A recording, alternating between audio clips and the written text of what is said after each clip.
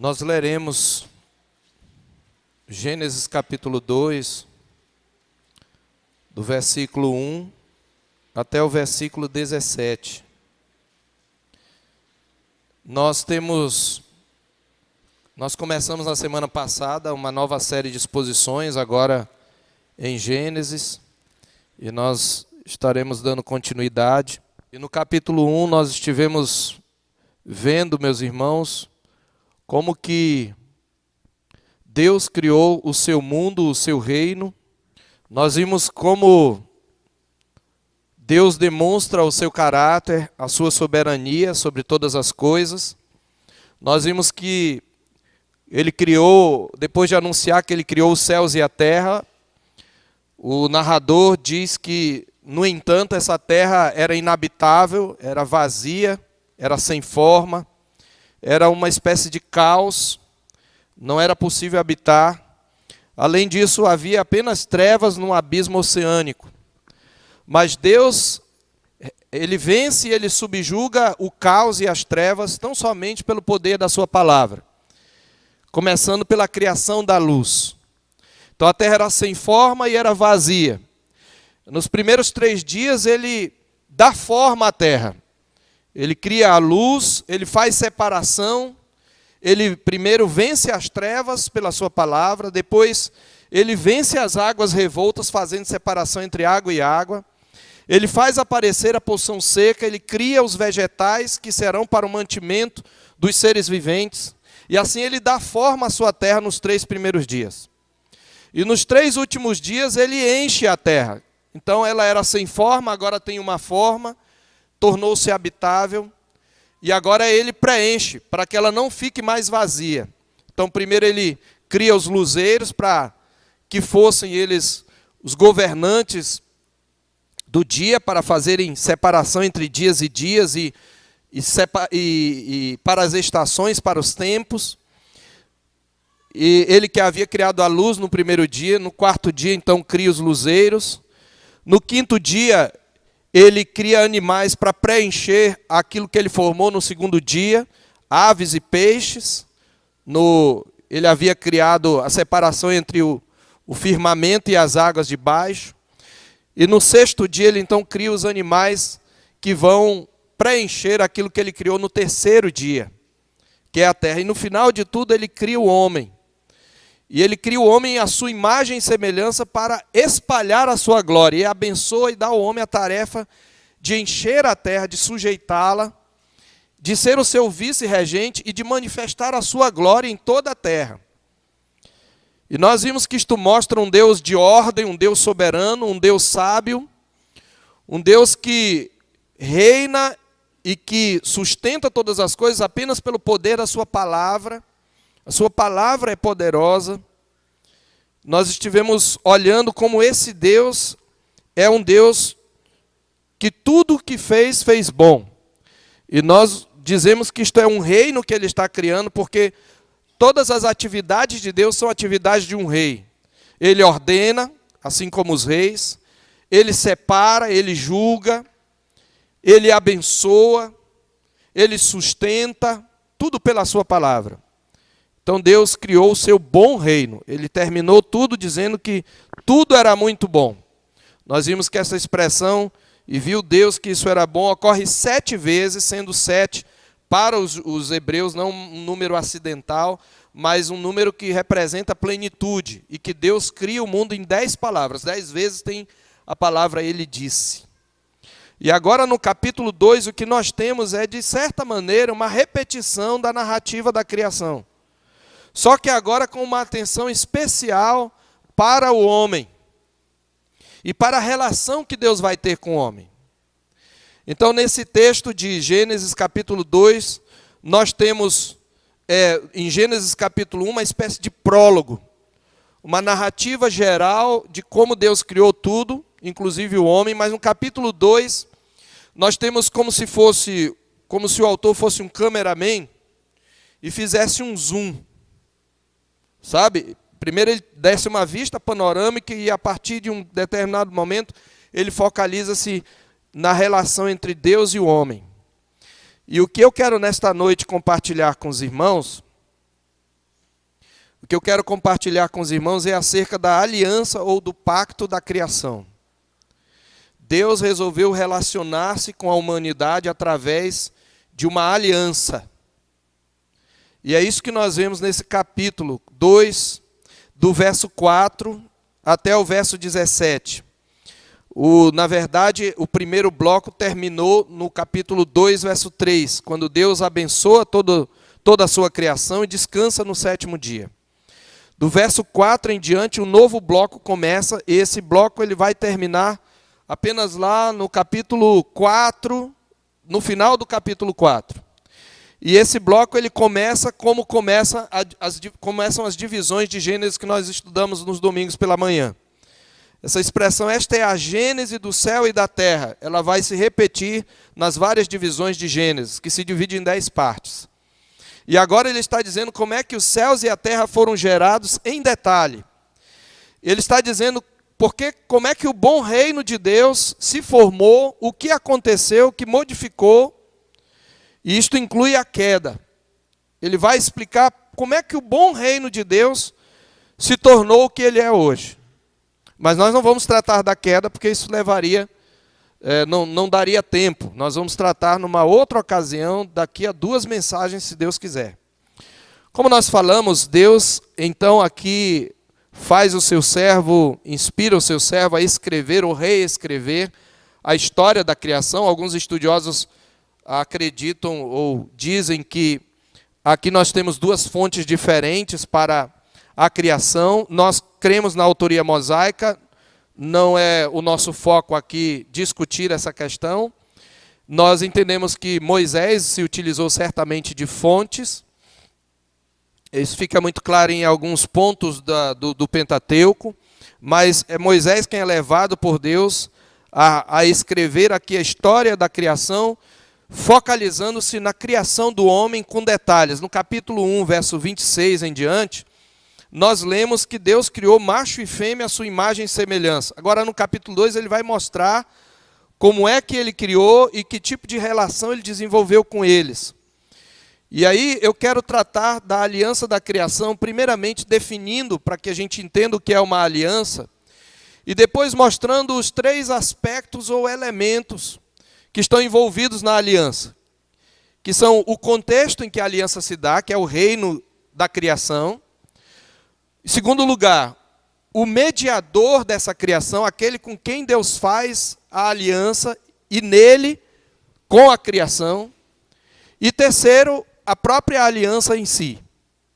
Então essa é a tríplice divisão da nossa mensagem. Nós vamos mostrar o contexto em que Deus faz a aliança, que é o reino da criação. Nós vamos falar sobre o mediador da aliança, que é aquele com quem ele faz esse pacto e que vai representá-lo perante a criação.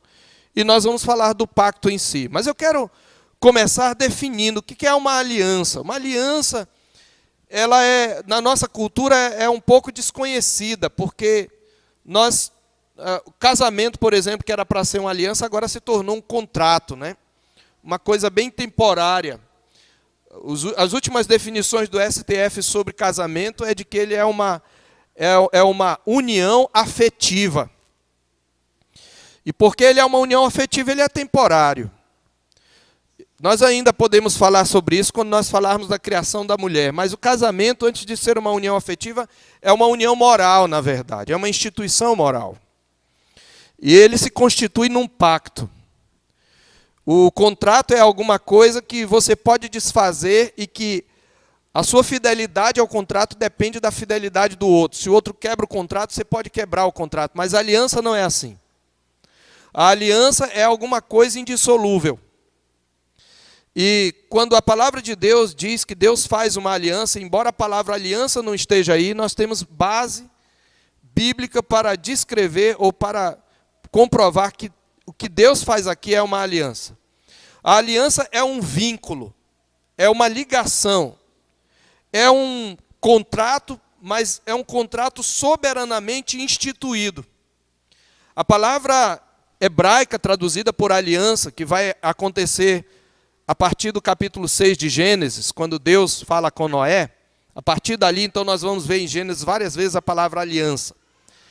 Essa palavra é tirada do contexto dos antigos tratados hititas. Os hititas eram um povo antigo e eles faziam um tipo de contrato que era chamado de contrato de vassalagem. E funcionava assim: um rei conquistador, poderoso, oferecia libertação a uma nação que estava sendo escravizada por outro rei poderoso, e ele guerreava contra esse outro rei poderoso, libertava essa nação, e a partir daquele momento aquela nação seria vassala desse rei. E esse rei então fazia o que era um contrato de vassalagem, uma aliança. Ele dizia: olha, eu agora vou ser o teu rei. Mesmo que aquela nação conquistada tivesse um rei, ele seria subordinado àquele imperador. Eu serei o seu rei, você será o meu povo. Eu serei o seu pai, você será o meu filho. Você vai me pagar imposto e me deve fidelidade, e eu vou protegê-lo dos seus inimigos. E havia uma tábua, uma inscrição de aliança, que servia como testemunha, que tinha como prólogo os feitos do rei, seguidas das estipulações da aliança, e depois, então, uma série de bênçãos e maldições, caso aquela aliança fosse quebrada. Porque a aliança, ela era um compromisso absoluto. Era uma relação para toda a vida, e quebrá-lo era submeter-se à maldição da morte. Por isso, uma das expressões hebraicas para fazer uma aliança é literalmente cortar uma aliança. Quando alguém queria fazer uma aliança, eu quero cortar uma aliança com você. Porque um dos ritos de aliança era cortar animais em pedaços, dividi-los em metades, e as pessoas que estavam se aliando, se estavam se comprometendo, passavam por entre aqueles pedaços e diziam, e rogavam sobre si uma maldição, dizendo que se eu quebrar a aliança, que seja feito comigo o que foi feito com esses animais, e que as aves de rapina comam a minha carne. Depois aquelas partes eram deixadas para serem comidas pela ave de rapina. Então, a aliança, ela é um contrato, um laço, uma ligação pessoal, mas é soberanamente instituída. É um rei soberano que soberanamente institui essa aliança e esse compromisso de amor e vida. Mas essa aliança, como sinal da sua indissolubilidade, ela tem um penhor de morte. Por isso, normalmente, as alianças eram celebradas com ritos de sangue. Então, há um penhor de morte. Então, vamos recapitular aqui. Uma aliança é um vínculo, um laço, soberanamente estabelecido, aqui falando com relação a Deus, por Deus, um contrato de compromisso absoluto numa relação vital que tem um penhor de morte. Essa aliança é o modo como Deus se relaciona com a humanidade e com a criação. E embora a palavra aqui não esteja, a palavra aliança, nós temos razões para entender isso aqui como aliança. E eu vou citar apenas 3 textos da palavra de Deus que remetem a esse texto de Gênesis, referindo-se a ele como uma aliança. O primeiro deles é Oséias, capítulo 6, versos 4 a 7. Se você quiser, você pode abrir, eu vou apenas mencionar um trecho desse capítulo. Oséias, capítulo 6, verso 4 a 7, Deus está repreendendo a infidelidade de Israel, que quebrou a aliança, que não cumpriu os termos da aliança. E ele diz lá em Oséias 6, 4 a 7, o seguinte: eles quebraram a minha aliança como Adão. E ele menciona Adão. Eles quebraram a minha aliança como Adão. Então, ali em Oséias, ele faz uma menção à aliança que Deus fez com Adão. Esse é o primeiro texto.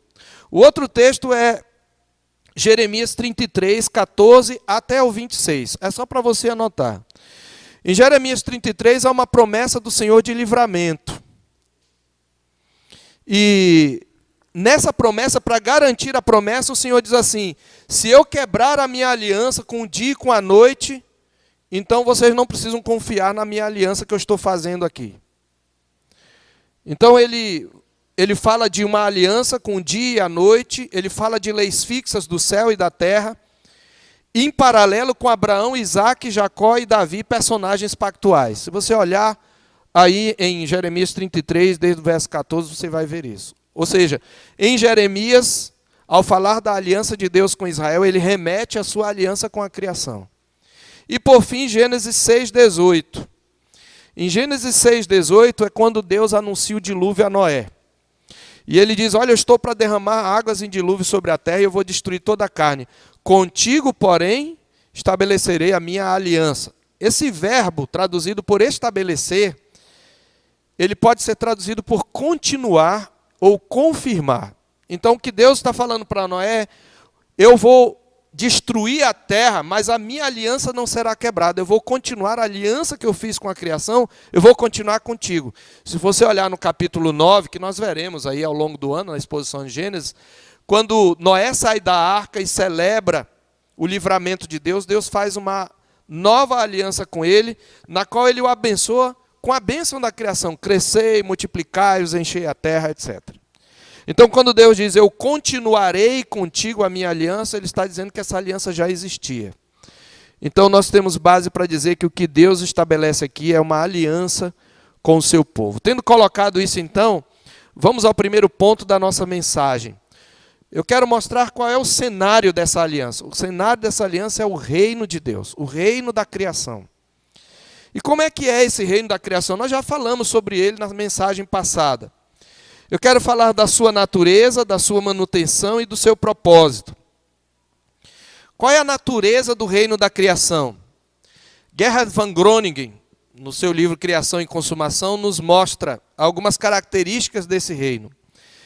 O reino que Deus criou, primeiramente, ele não é um caos, não foi criado como um caos para ser um caos, mas para ser um cosmos. Você que veio na mensagem passada e tem acompanhado o Gênesis pela manhã, sabe o que eu estou querendo dizer. O que é caos? Caos é desordem. Caos é alguma coisa parecida com destruição, com desolação. Era assim quando Deus criou aquela massa informe, submersa em um abismo oceânico, mergulhada em trevas. Era uma espécie de caos primitivo. Mas Deus não tinha esse propósito para a terra. Então ele começa a ordenar a terra. E em vez de um caos, pela palavra de Deus, ela se torna um cosmos. E o que é cosmos? A gente usa esse termo para se referir ao universo. Cosmos é a forma como os gregos chamavam o universo, significa harmonia, ordem. Quando a palavra de Deus fala que as mulheres devem se vestir com um traje decente, a palavra ali é cosmios. É bem arrumado. Então, cosmos é a harmonia. Então, quando eu digo que o reino de Deus, a natureza do reino de Deus é para ser bom. Ele declara bom. A ordem no universo de Deus. Então, esse é o reino da criação. Ele não foi feito para ser um caos inútil e desorganizado, mas foi feito para ser uma entidade total, integral e harmoniosa. O que eu quero dizer com total? Uma entidade completa, integral, onde cada elemento se integra ao outro, cada elemento se comunica com o outro, se relaciona com o outro e um depende do outro. E harmoniosa. Toda a estrutura literária da narrativa da criação, nós já vimos, enfatiza uma arrumação, não é? Primeiro Deus dá forma à terra nos 3 primeiros dias, depois ele enche a terra de maneira ordenada, partindo das espécies mais primitivas de vida para as mais complexas, culminando com o homem. E quando Deus diz, olha, produz a terra, você lembra que ele diz, ele faz separação entre águas e águas, ele cria primeiro a luz, porque a vida depende da luz, depois ele faz separação entre águas e águas, ele faz surgir a terra que emerge das águas, ajuntam-se as águas debaixo dos céus, no verso 9, ele dá nome às coisas que ele vai criando, ele ordena que a terra produzisse relva e ervas que dessem semente, árvores frutíferas, que dessem fruto segundo a sua espécie. E tudo que ele vai criando, ele vai declarando bom, quer dizer, isto é bom, isto é adequado, isto cumpre a sua função e propósito. Então, o reino da criação é uma entidade total, completa e harmoniosa, onde cada elemento tem seu papel, função, influência e efeito. Cada coisa tem sua estrutura própria. Cada aspecto encontrou seu padrão. Tudo era conforme a sua espécie. Tudo era bom. Todos os aspectos estão interrelacionados por forças e leis estabelecidas pelo Criador. Queridos, esse contexto do universo como algo que tem ordem e que é regido por leis, é o padrão de Deus para a ciência. A ciência não seria possível, o desenvolvimento de ciência e tecnologia não seria possível se o universo fosse um caos. É porque o universo tem leis que podem ser observadas, que o homem pode intervir nessas leis e pode, então, criar tecnologia e ciência. Aqui nós temos o fundamento para toda a cultura, ciência e tecnologia. Em segundo lugar, esse reino foi criado não como um ambiente estático, mecânico, mas um ambiente orgânico e dinâmico. Você sabe, aquilo que é mecânico não tem vida, como esses aparelhos de ar-condicionado. As peças deles não funcionam independentemente. Mas no reino de Deus, cada elemento funciona de certa maneira, independente. O universo era perfeito, ele disse isso é bom, mas a perfeição dele não é uma perfeição estática. Ela pode ser expandida, ela pode ser levada à consumação. Mais uma vez, aqui nós temos escatologia no pleno livro de Gênesis. Porque escatologia se refere à consumação de todas as coisas. Deus criou o mundo perfeito, mas para que ele fosse levado à consumação dessa perfeição. Veja, quando uma criança nasce, ela é perfeita. Essa princesinha que está na minha frente aqui, com esse vestido lindo, esse laço maravilhoso, ela é perfeita. Mas ela ainda não cresceu ao auge da sua perfeição. Ela nasceu uma mulher, como um embrião, ela é uma menina, e depois ela vai se tornar uma mulher. É uma perfeição dinâmica, orgânica, que cresce, que se expande. Deus fez o universo assim. Um ambiente não estático, mecânico, mas um ambiente dinâmico e orgânico, que possibilita o desenvolvimento, podendo ter sua perfeição expandida. Então essa é a natureza do reino que Deus criou.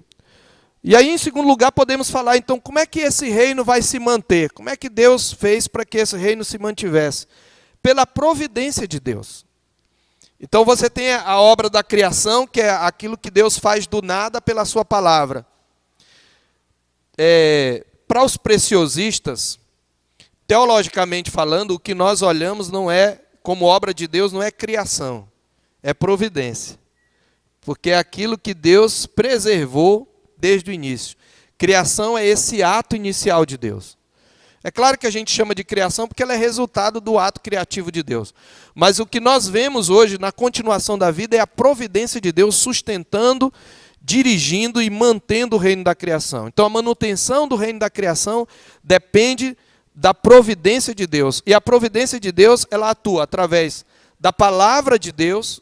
Você lembra? Haja luz e houve luz. Haja separação entre águas, e assim se fez. Haja ajuntamento das águas num só lugar, e apareça porção seca. Haja árvores frutíferas. Então a palavra de Deus é um instrumento da sua providência. Ele falou e tudo se fez. Ele deu ordem, tudo passou a existir. Nós vimos isto no Salmo 33, né?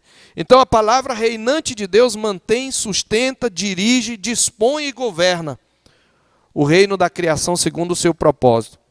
É sobre essa providência na criação que o profeta Isaías nos fala no capítulo 45, verso 20 do seu livro.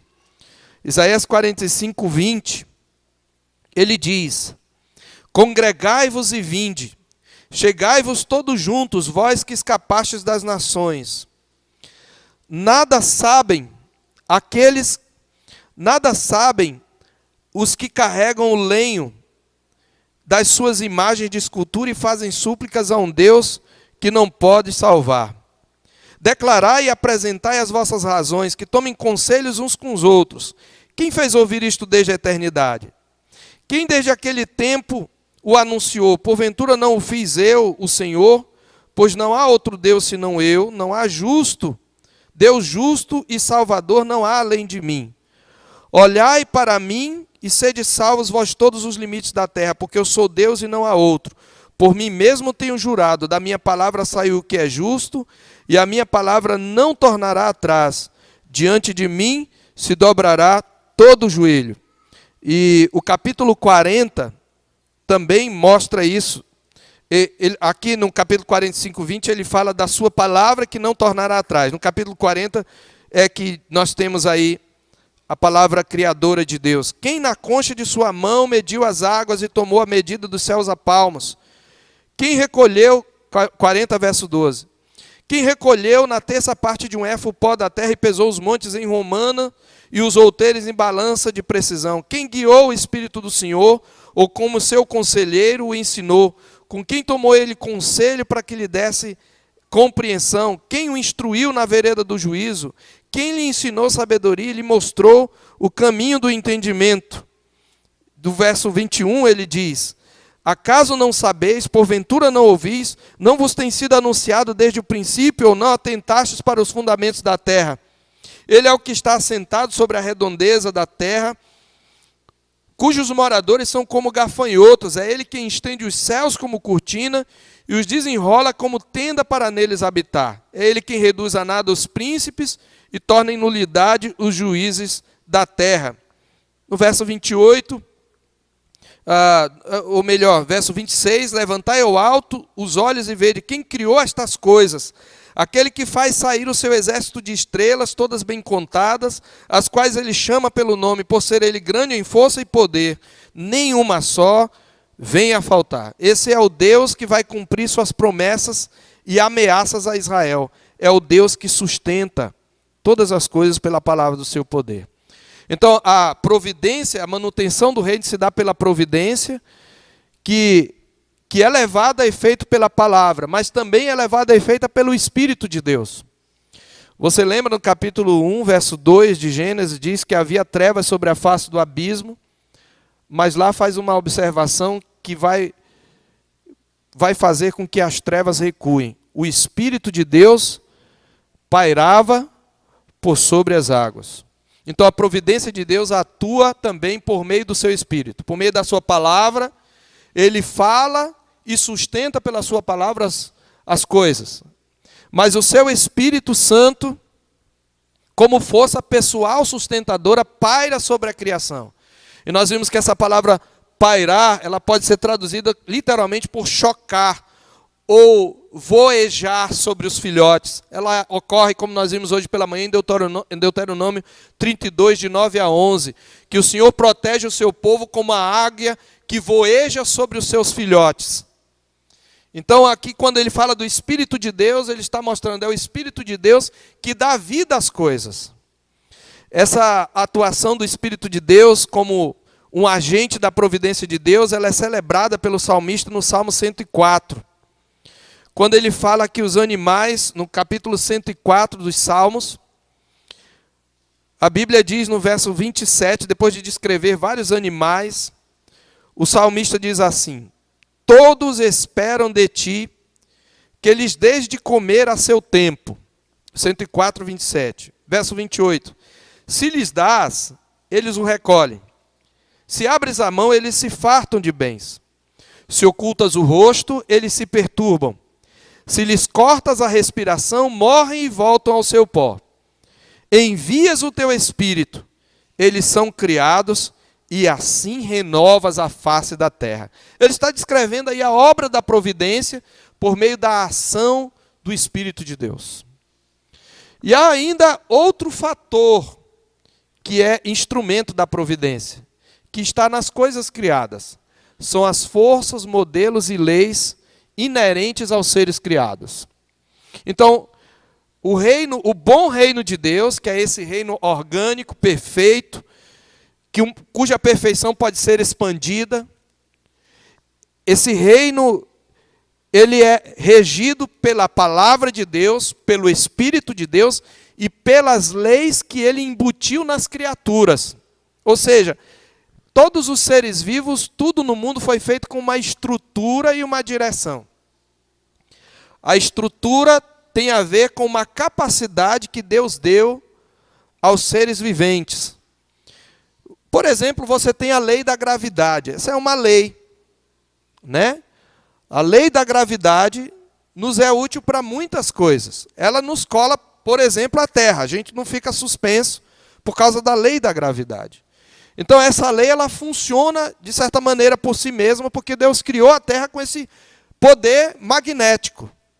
Então, é isso que eu chamo de forças, modelos e leis. Quando ele diz para os seres viventes, quando ele diz, produza a terra ervas que deem semente, árvores cuja semente esteja neles, ele está dizendo, eu vou criar árvores com estrutura para se autorreproduzir. A semente nela vai poder formar outra árvore. Esse é um modelo, uma força, uma lei inerente à árvore. E quando ele diz aos seres vivos, inclusive aos homens, crescer e multiplicar e encher a terra, ele criou organismos capazes de se reproduzir. Isso é instrumento da providência de Deus. Isso é tão importante, queridos, porque hoje muita gente na igreja evangélica quer viver de milagre em milagre. Mas esquece-se que as coisas naturais, as coisas que seguem a ordem natural, são igualmente manifestações do poder de Deus, porque foi Ele que deu esse poder. Nós precisávamos parar de pensar menos em milagre e mais em providência. E agradecer a Deus pelas leis naturais pelas quais Ele rege o universo. Você sabia que os lugares gelados, que são congelados e que tem água embaixo, fica congelado em cima, que aquela capa de gelo serve para manter a temperatura da água? De certa maneira, para manter o calor, por incrível que pareça. Que se tivesse um pouquinho a mais ou um pouquinho a menos, a vida não sobreviveria. São leis que Deus criou, pelas quais Ele sustenta o universo. Então, as forças, modelos e leis funcionam de acordo com a natureza e função de cada coisa divinamente determinada. E esses três elementos da providência, a palavra de Deus, o Espírito de Deus e as forças trabalhavam de forma harmoniosa, integral e produtiva para a manutenção do reino cósmico de Deus. Então falamos da sua natureza, da sua manutenção.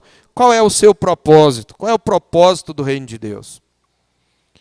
Bom, o primeiro propósito do reino de Deus é manifestar o caráter, a vontade e a glória de Deus. Deus criou o mundo para manifestar a sua glória. A palavra de Deus diz isso lá no Salmo 19. Os céus proclamam a glória de Deus e o firmamento anuncia a obra de suas mãos. O apóstolo Paulo fala que os homens são indesculpáveis porque os atributos invisíveis de Deus, assim o seu eterno poder como a sua própria divindade, claramente se reconhecem, sendo percebidos por meio das coisas que foram criadas. Então a criação ela manifesta a glória de Deus, ela manifesta o poder e a sabedoria de Deus. A criação é uma revelação de Deus. É o que a gente chama de revelação geral ou revelação natural. Não é suficiente para o homem descobrir o caminho da salvação, mas é suficiente para ele saber que há um Deus a quem ele precisa reconhecer. Então o propósito do reino de Deus é manifestar o caráter, a vontade e a glória de Deus. E a glória de Deus é o desvendamento dos seus atributos, sua sabedoria, sua perfeição, sua soberania, o seu amor, o seu juízo, a sua santidade. Mas há um segundo propósito, que é subordinado a esse primeiro. O reino de Deus foi criado também para ser o cenário para o desenvolvimento da vida com todas as suas experiências. Então, manifestar a glória de Deus, e como é que ele vai manifestar? Deus faz desenvolver a vida com suas experiências de amor, alegria, paz, um lugar de trabalho e descanso para o homem. E fica muito claro aqui, quando Deus cria um jardim, porque Ele já havia criado céus e terra, e aí você volta aqui para Gênesis capítulo 2, quando Ele diz que não havia nenhuma planta do campo na terra, e Ele está falando aqui sobretudo as plantas cultiváveis, pois ainda nenhuma erva do campo havia brotado. Por quê? porque Deus ainda não fizera chover sobre a terra, mas também porque não havia homem para lavrar o solo. Aqui já aponta para a função do homem. Não havia homem para lavrar o solo. Mas havia uma neblina, havia um vapor que subia da terra e regava toda a superfície do solo. Então o que Deus faz? Ele forma o homem do pó da terra.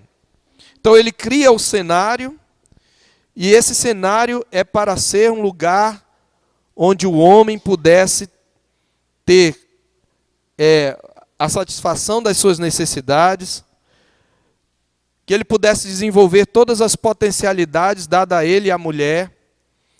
E ele criou a terra de modo que o homem pudesse dar expressão total e perfeita a tudo aquilo que ele criou para ser, a fim de que ele glorificasse a Deus, desfrutando de um relacionamento prazeroso com ele, com seus semelhantes e com a criação como vice-regente de Deus.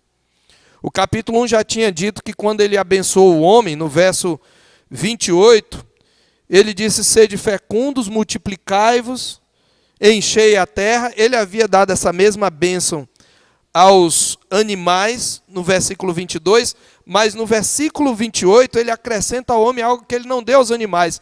Ele ordena que ele sujeite todas as coisas. E essa expressão sujeitai e dominai são verbos que se aplicam ao ato do rei que governa.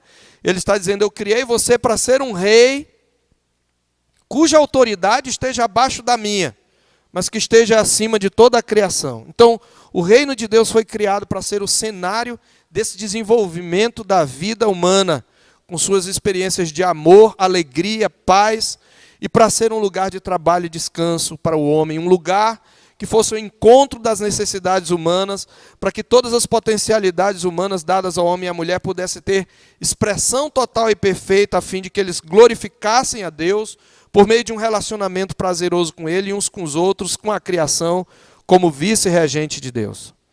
E para isso Deus plantou um jardim. E aí é que nós vamos chegando ao pacto da criação. Uma coisa muito interessante é que há um progresso do capítulo 1 para o capítulo 2 nessa segunda narrativa. As ações de Deus se tornam mais pessoais e mais íntimas. A gente começa vendo isso na própria forma como ele se refere a Deus. Na primeira vez, o capítulo 2, no capítulo 1, ele usa o termo Deus. Observe aí, capítulo 1 todo, ele se refere a Deus pela palavra Deus, traduz a palavra hebraica Elohim.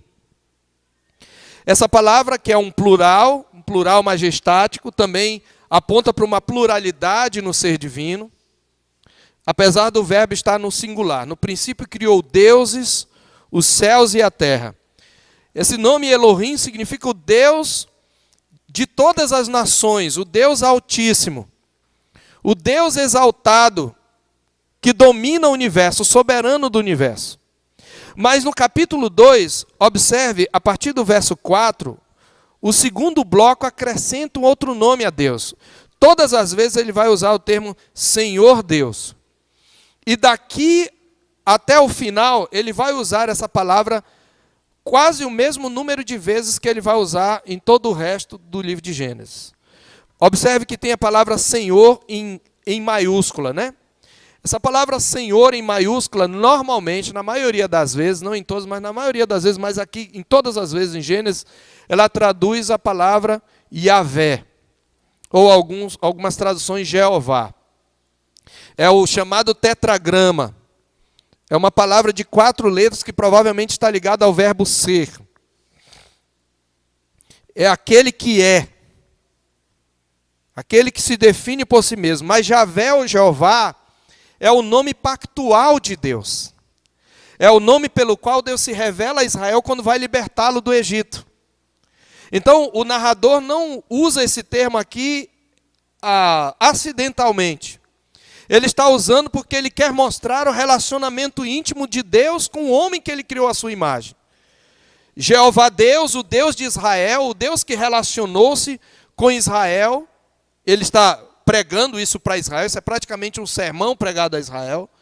O Deus de Israel é o mesmo Deus que criou o homem e tem com ele um relacionamento, é o Deus de todas as nações, mas ele tem uma relação especial com o seu povo. E observe que Deus que age de maneira soberana no capítulo 1, haja isto e aquilo acontece, apareça isto, produza a terra isto, agora ele age mais intimamente. Aqui no capítulo 2, Deus é descrito como um oleiro, né? Então formou o Senhor Deus o homem do pó da terra. É um oleiro. A palavra formou aqui é o ato do oleiro moldar o barro. Mas ele não só age assim, ele mostra o toque pessoal, porque ele também age como um jardineiro. Veja o verso 8. Plantou o Senhor Deus um jardim no Éden, na direção do Oriente, e pôs nele o homem que havia formado. Ele plantou, com a sua palavra, mas há um toque íntimo aqui, certo? Ele se relaciona com esse homem, ele põe o homem no meio desse jardim. Esse jardim é um cenário de beleza. Observe que diz que do solo Deus faz brotar, no verso 9, toda sorte de árvores. Elas não eram apenas boas para alimento, elas eram lindas, elas eram agradáveis à vista. Aqui já há uma conexão entre esse texto e a queda, que faz parte do bloco, mas não vamos tratar da queda. Ele está dizendo, olha, Deus já tinha criado tudo, mas Deus fez um lugar especial de encontro com o homem. É isso que ele está dizendo. E ele planta um jardim onde ele vai se encontrar com o homem. E esse jardim não só tem árvores belas e boas para alimento, mas lá tem a árvore da vida e a árvore do conhecimento do bem e do mal. Isso faz do jardim mais do que um jardim. O jardim é um templo. A árvore da vida, ela está lá em Apocalipse, você lembra, né? E a árvore do conhecimento do bem e do mal aponta para o jardim como um templo. Um lugar onde a vida que flui de Deus é desfrutada pelo homem que tem plena comunhão com ele. Mas ele, além de templo, ele é um palácio. Veja que sai um rio do Éden. O nome Éden é a palavra hebraica para prazer. Éden significa prazer, delícia. Veja que lugar maravilhoso esse. Ele planta essas árvores e sai um rio do jardim para regar. O jardim ele se divide em 4 braços, mas não tem só árvore bela, tem pedras preciosas nesse jardim, in natura. Veja que o primeiro rio chama-se Pison, é o que rodeia a terra de Havilá, onde há ouro, e um ouro muito bom. O outro é Gion, que circunda a terra de Cush. Lá não tem só ouro, tem bidélio, tem pedra de ônix. Há muita coisa preciosa in natura. É um palácio e um templo. É o lugar especial onde Deus vai se encontrar com o homem pela viração do dia, para ter com ele comunhão, para ser celebrado por ele, para que o homem cumprisse o seu propósito de glorificar a Deus e gozá-lo para sempre. Então, como diz Meredith Kline, no seu comentário em Gênesis, o jardim do Éden era o palácio real de Adão e Eva. Era um lugar de abundância. Então ele cria esse cenário do jardim, desse reino. Dentro desse reino ele cria um lugar especial de encontro com o homem. Ele molda o homem do pó da terra e não é simplesmente uma ordem. Há uma cena de intimidade aqui. Ele sopra nas narinas do homem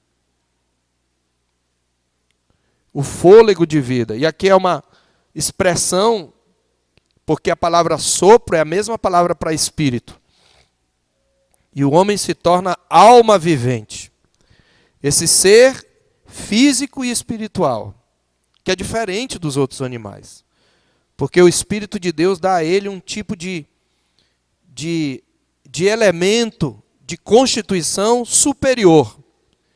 Porque ele é a imagem e semelhança de Deus. Então nós chegamos ao mediador, que é o homem. O homem é o mediador. Esse é o segundo ponto, mediador. Deus fez o homem para mediar a sua relação com a criação. O homem seria o administrador do reino da criação. Ele é um rei, um vice-rei. Então, o homem é mediador dessa aliança da criação. Ele é o vice-regente de Deus. E ele, por isso, é feito como uma criatura mais especial de Deus. Isso pelas seguintes razões, que eu posso rapidamente mencionar. Olha como o homem, ele é a mais especial criatura de Deus. Não existe, queridos, não existe. Entre as criaturas, não existe nenhuma superior em valor, em importância, para Deus, do que o homem. Nem os anjos, nem os astros. Veja, nesse universo, dentro do qual a Terra é um pontinho, Deus escolheu este planeta para revelar nele a sua glória e para criar um homem à imagem e semelhança de Deus. Nenhuma outra criatura, observe o que eu estou dizendo, o Criador está acima de tudo, mas nenhuma outra criatura é tão especial. Vejamos aqui, primeiro, ele é criado no momento especial. Onde é que o homem é criado? No clímax da criação, né? Depois que ele colocou tudo, no final ele cria o homem. E no capítulo 2, no capítulo 1, o homem está no clímax. No final da narrativa, numa espécie de clímax. Isso aponta para o lugar especial do homem. No capítulo 2, ele está no centro. Ele cria o homem e o coloca no jardim. No centro, no lugar de encontro, no templo, no santuário e no palácio. Então ele é criado num momento especial. Mas ele também é criado por um ato especial. Deus, no capítulo 1, diz, haja isto, haja aquilo, produza a terra isto. Mas quando ele vai fazer, ele entra num conselho divino. No capítulo 21, versículo 26, ele diz, façamos o homem à nossa imagem, não conforme sua espécie. O homem é o único ser cuja identidade não está embutida na sua espécie, mas ela está em Deus. Ele só vai encontrar descanso e plena expressão em Deus. Então, ele é criado por um ato especial. Primeiro, Deus diz, façamos o homem. Segundo, é um ato pessoal de Deus. Ele molda pessoalmente o homem. E ele sopra no homem, de um modo direto, o fôlego de vida e o homem se torna alma vivente. Então ele é criado por um ato especial. Ele é criado, terceiro, com uma natureza especial. Depois de Deus dizer que tudo é conforme sua espécie, ele é declarado conforme a imagem e semelhança de Deus. Então, qual é a função do homem? Refletir e representar Deus perante a sua criação. Essa palavra imagem traz a ideia de reflexo. O homem é como Deus. É muito interessante isso, porque mais tarde a serpente vai prometer que eles vão ser como Deus. Mas ele já é como Deus, de uma forma limitada. Mas ele é como Deus. Ele é um ser moral, inteligente, racional. Ele é criado com soberania derivada, delegada por Deus sobre toda a criação. Então ele é criado com uma natureza especial. E ele é criado para uma tarefa especial. Administrar o reino da criação. Sujeitai a terra, dominai. E a Bíblia diz que ele coloca o homem no jardim do Éden, no verso 15 do capítulo 2, para cultivar e guardar aquele templo. O homem é colocado como guardião da presença de Deus. Ele é o guardião, ele vai cultivar o jardim, ele vai manter o jardim, e ele precisa guardar o jardim. Então uma ameaça já é prenunciada aqui. Mas esse é um papel especial. Eu estava vendo certa vez num programa de TV, uma bióloga, né, falando da importância dos animais, agora que os animais estão tendo uma importância quase igual a dos homens, né? Tem pessoas que estão preferindo criar animais a criar o filho e estão chamando animal de filho, né? E carregando animal no carrinho. Mas essa pessoa querendo mostrar assim, que nós devemos preservar a natureza, ela disse assim para o entrevistador, era uma bióloga, você sabia que o homem não tem nenhum papel na cadeia alimentar? Porque ele não é presa de ninguém, ele não é alimento de ninguém, ele é predador de todos. Então, se você, por exemplo, tirar o jacaré da natureza, se ele for se extinguir, vai aumentar o número de piranhas. Por exemplo. E aumentando o número de piranhas, vai diminuir a população daquilo que é alimento da piranha e vai provocar um desequilíbrio na cadeia alimentar. Mas se o homem desaparecer na terra, não vai acontecer nada. Porque o homem não faz parte da cadeia alimentar. Ela estava falando aquilo para diminuir o homem, mas eu estava glorificando a Deus porque eu sei por que ele não está na cadeia alimentar. Ele foi criado acima para administrar. Então eu dei glória a Deus.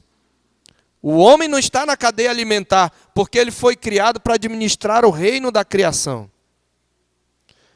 Essa é uma tarefa especial. Então Deus criou o homem, queridos, num contexto de realeza e abundância e o colocou como seu vice-rei. O homem seria o agente administrativo do reino cósmico de Deus. E como observou Gerhard von Rad, por que Deus disse assim, crescei, multiplicai-vos e enchei a terra? Eu disse que o reino de Deus é para manifestar a sua glória. Como é que Deus vai manifestar a sua glória na terra? Ele fez o homem à sua imagem e ordena que o homem cresça e se espalhe.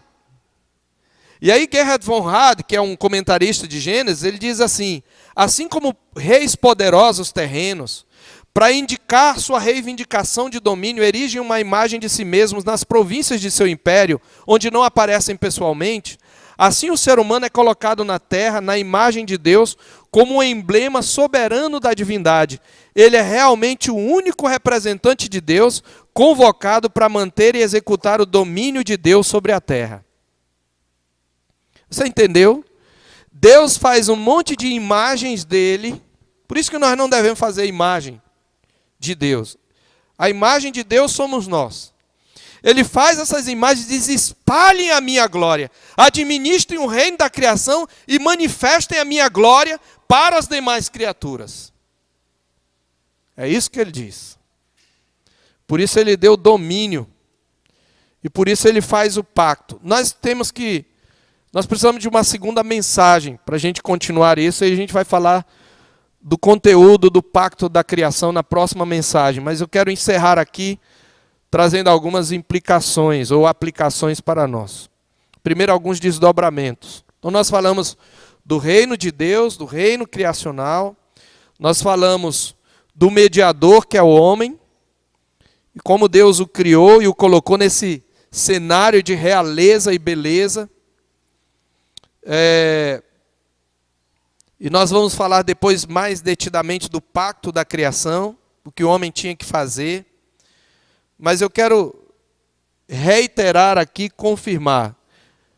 Queridos, nós precisamos amar a criação, nós precisamos cuidar da criação, nós precisamos ter compaixão dos animais. Eu diria até amar os animais, num sentido, mas o tipo de amor que nós desenvolvemos pelos animais não deve ser igual ao que nós desenvolvemos por um filho. E nós não devemos cair na falácia de que o animal não trai como o ser humano, porque mesmo caído, o ser humano ainda traz a imagem e semelhança de Deus. Tiago, no capítulo 3 da sua epístola, diz que com a língua nós bendizemos a Deus e com ela amaldiçoamos o homem feito à imagem de Deus. Ou seja, mesmo depois da queda, o homem é declarado imagem de Deus. Então nós precisamos tomar cuidado. Nós não podemos criar os animais como se fossem filhos ou como se fossem gente. E nem achar que a natureza é igual ao homem. O homem é superior. E qual é a prova cabal de que não existe criatura mais especial no universo? Eu estou falando criatura. O Criador está acima de tudo. É o ser mais especial. Mas não existe criatura mais preciosa do que o ser humano. Qual é a maior prova disso? É que Deus se fez homem. Que Deus, o Filho, por amar a humanidade, mesmo pecadora, para manter a sua aliança, ele se fez carne e habitou entre nós. E quando ele morreu e ele ressuscitou, ele permanece Deus e homem. Ele se fez Adão. Então, existe criatura mais especial no universo do que o homem? Se o próprio Deus se fez homem e assim permanece, duas naturezas, uma só pessoa, não existe. É por isso que a palavra de Deus diz lá no Salmo 8, ó Jeová, Senhor nosso, quão grande em toda a terra é o teu nome. Quando contemplo os céus, obra dos teus dedos, que é o homem que dele te lembres, e o filho do homem que o visites. Fizeste-o, no entanto, por um pouco menor do que Deus, ou melhor tradução, do que os anjos. O coroaste de glória e honra. Deus deu glória e honra ao homem, é uma glória derivada. Deste-lhe domínio sobre as obras da tua mão, e sob seus pés tudo lhe puseste, ovelhas e bois todos, também animais do campo, e as aves dos céus, e os peixes do mar, e tudo que percorre as sendas dos mares. Ó Jeová, Senhor nosso, quão magnífico em toda a terra é o teu nome. Deus nos criou para sujeitar e dominar a terra, e manifestar a sua glória. Só que, é claro, nós sabemos que, por causa de algo que aconteceu no capítulo 3, que nós vamos ver um dia, nós não vemos todas as coisas sujeitas ao homem. Mas Deus planejou desde a eternidade sujeitar toda a criação ao homem. E ele não desistiu do seu plano. O autor aos Hebreus, no capítulo 2, ele menciona o Salmo 8 e menciona o papel do homem na criação. Ele diz no capítulo 2 de Hebreus, verso 5, que não foi a anjos que Deus sujeitou o mundo que há de vir, sobre o qual estamos falando. Antes alguém em certo lugar deu pleno testemunho, e cita o Salmo 8. Só que ele coloca assim, todas as coisas sujeitaste debaixo dos seus pés. Ora, desde que lhe sujeitou todas as coisas, diz o verso 8 de Hebreus 2, nada deixou fora do seu domínio. Só que quando nós olhamos hoje para a criação, o autor aos Hebreus diz, agora, porém, ainda não vemos todas as coisas a ele sujeitas. O homem não sujeitou a morte, a terra agora nem sempre obedece ao homem, de vez em quando uma calamidade o surpreende. Por que isso? Por causa da queda. Mas Deus não desistiu do seu plano. Olha o que ele diz em seguida.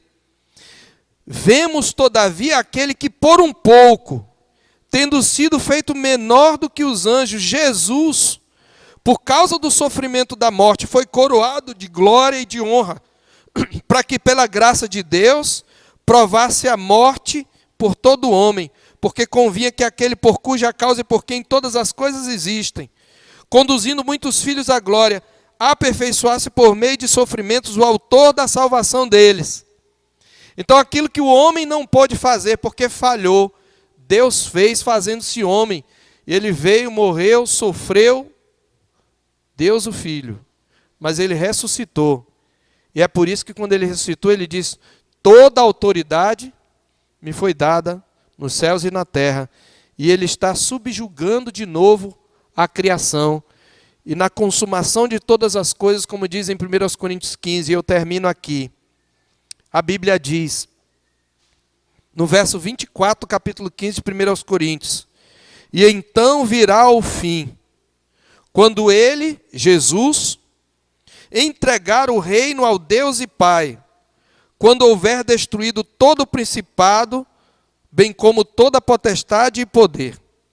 Porque convém que ele reine até que haja posto todos os inimigos debaixo dos pés. O último inimigo a ser destruído é a morte, porque todas as coisas sujeitou debaixo dos pés. E quando diz que todas as coisas lhe estão sujeitas, certamente exclui aquele que tudo lhe subordinou.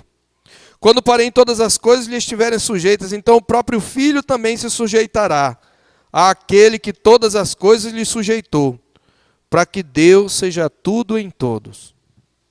Então, segundo Adão, que é mencionado aí no capítulo 15, ele vai cumprir aquilo que Deus criou o homem para cumprir. E é por isso que nós somos recriados em Cristo. E o que é que nós vamos ver? O povo de Deus um dia vai morar em novos céus e nova terra. Vai se espalhar pelo mundo manifestando a glória de Deus. E vai cumprir esse propósito do reino de Deus. Que o Senhor Deus nos dê a graça de, quando contemplarmos a criação, adorarmos a esse Deus, Que nós possamos olhar para Cristo, segundo Adão, a imagem de quem estamos sendo moldados de novo. E que é o que nos garante viver nos novos céus e nova terra, que vão levar à consumação aquilo que Deus criou em Gênesis 2.